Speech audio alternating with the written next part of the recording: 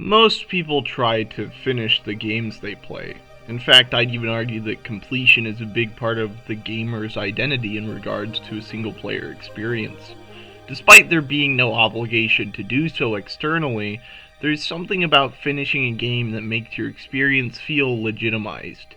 In the 80s, it was often a rite of passage to complete an ultra-difficult game, and a lot of the game marketing of the time was based around that.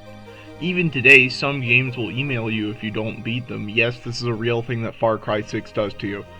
Anyway, this has led to an artistic culture that values completion. Of course, the most extreme version of this mentality is to complete the entire thing 100%. Get every collectible, fight every boss, do everything that's possible. It's an incredibly popular way of engaging with video games as a medium. Games seem to be going more and more in the direction of encouraging the player to 100% complete them. They're full of more content and more interesting things to see, especially as the open world genre becomes more and more prevalent, leading to more secrets to find.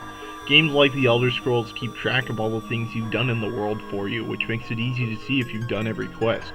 Other games like the Metroid games or the Donkey Kong Country games keep track of your completion percentage, which leads to an easy guide to knowing when you've gotten 100%.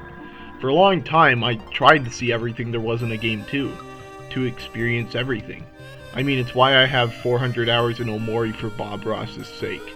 I wanted to see everything, to look at every sliver of content. My mind shifted, though, after replaying a certain gem. I'm pretty certain that everybody loves Undertale. It's one of the most critically acclaimed games of all time, and is one of the most profound pieces of art that I've ever engaged with. Enjoyment of Undertale is pretty much a given. I bring it up now because of one of its most potent yet underappreciated messages, that being its thoughts on 100% completion. You see, Undertale sees completing a game to be a lifeless and dull task. To get through what most people do as their final route, the genocide route, you have to do some of the most mind-numbing gameplay in the world, walking around in circles to grind up experience points and get to the max level. In order to see the quote-unquote full story, you have to be willing to do some horrible shit and also be willing to spend long amounts of time walking back and forth. Towards the end of this route, during Flowey's speech to the player, he postulates on something very interesting that confirms this feeling to be intended. He talks about how he's gone through this part of his life over and over, and that eventually he got bored and wanted to move on.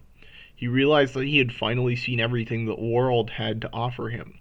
He had exhausted it all, heard everything that everybody had to say. Then he chastises you for doing the same thing. He tells you that just to see every single last thing in Undertale, you became a murderer. You killed everything for the sake of your own personal experience. You went through the most unfun portions of the game just for the hope that you might see something new and something interesting. You stuck through the most horrible part of the game just for some dialogue.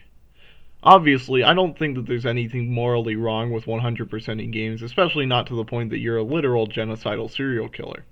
But it was from this speech that I realized that I didn't have to slog through parts of games that I didn't particularly like just for the possibility of seeing something new, and that what I was doing was an incredibly artificial way to experience something.